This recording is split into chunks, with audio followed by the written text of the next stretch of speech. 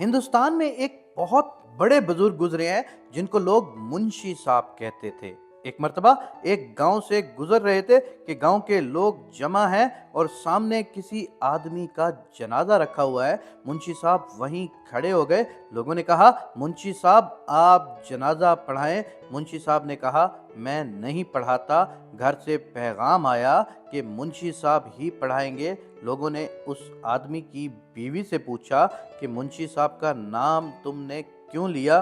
تو اس نے کہا یہ آدمی جو فوت ہوا ہے اس نے فوت ہونے سے پہلے کہا تھا کہ میرا جنازہ منشی صاحب پڑھائیں گے۔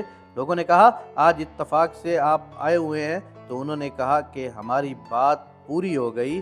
منشی صاحب نے جنازہ پڑھایا، اپنے ہاتھ سے اس میت کو قبر میں اتارا، دفن کیا اور چلے گئے۔ اس کہانی میں ٹویسٹ اس وقت آتا ہے جب وہ دفتر میں پہنچے منشی صاحب، جیب میں دیکھا تو ملازمت کا کارڈ غائب تھا۔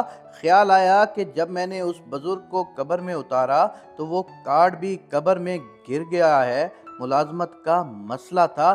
اسی وقت واپس آئے، گاؤں کے بڑوں کو جمع کیا اور کہا کہ ابھی جس شخص کو میں نے دفن کیا ہے اس کو دفن کرتے وقت میری ملازمت کا کارڈ گم گیا اور وہ قبر میں گر گیا۔ ملازمت کا مسئلہ ہے، تھوڑا سا مٹی کو ہٹاؤ تاکہ میں اپنا کارڈ اٹھا سکوں۔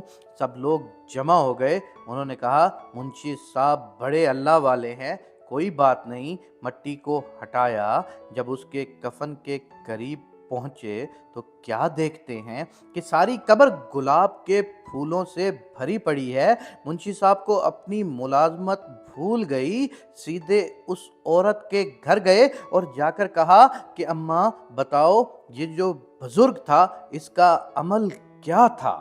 بوڑھی عورت نے عجیب بات کہی۔ اس نے کہا یہ تو بالکل ان پڑھ تھا، زبانی اس نے چند قرآن کی صورتیں یاد کر رکھی تھیں، لیکن لکھنا آتا تھا اور نہ ہی پڑھنا آتا تھا۔ مجھے اس کے نکاح میں آئے 45 سال ہو گئے ہیں۔ ایک کام یہ روز کرتا تھا کہ جب صبح کی نماز پڑھ کر فارغ ہوتا تو قرآن مجید کو سامنے رکھ لیتا اور اس کی سطروں پر انگلی رکھ کر کہتا اے اللہ تو نے یہ بھی سچ کہا، یہ بھی سچ کہا اور یہ بھی سچ کہا، اور وہ تمام صفوں کو روز کے 1 یا 2 صفوں کو اسی طرح انگلی رکھتے ہوئے صرف اتنا کہتا کہ میرا پروردگار آپ یہاں پر سچ کہہ رہے ہیں، میرا پاک اللہ آپ نے یہاں پر سچ کہا ہے، اے پروردگار یہ بات بھی آپ نے بالکل سچ کی ہے۔ وہ بزرگ منشی صاحب بہت خوش ہو کر چلے گئے